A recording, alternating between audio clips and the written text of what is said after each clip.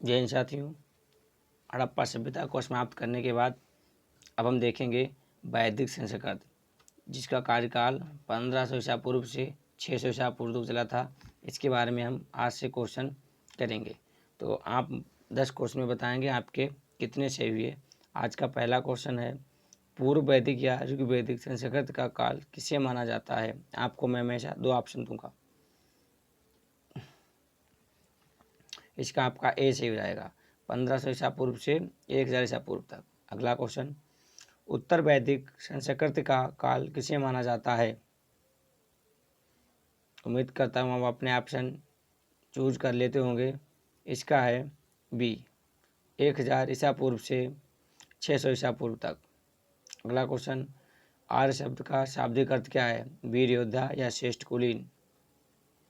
आप हो सकता है मुझसे पहले आपने ऑप्शन कर लेते होंगे। आप कमेंट में जरूर बताएं आपके कितने सही हुए।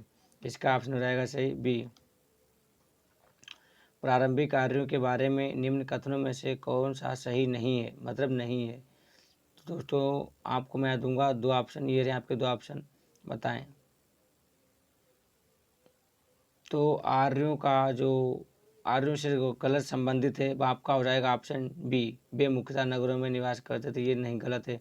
वो हमेशा झोपड़ी बनाकर रहते थे। आर्य लोग, महात्मा पंडित झोपड़ी में रहते हैं। इस प्रकार से आप समझ सकते हैं इसके बारे में। इनमें से किस फसल का ज्ञान वैदिक काल के लोगों को नहीं था।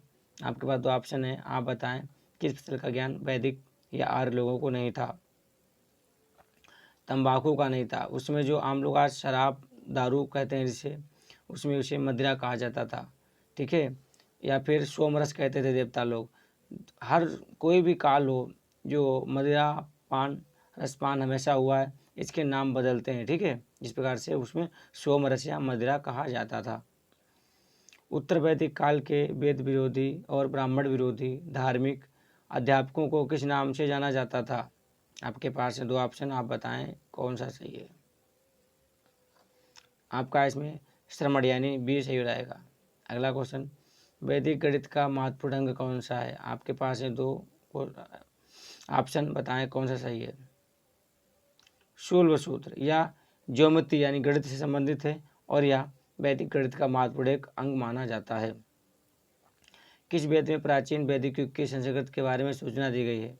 आपके पास 2 हैं ऑप्शन, किस वेद में प्राचीन वैदिक युग की संस्कृत के बारे में सूचना दी गई है। उम्मीद करता हूँ आपने अपना ऑप्शन लगा लिया होगा। इसका हो जाएगा ए यानी ऋग्वेद में।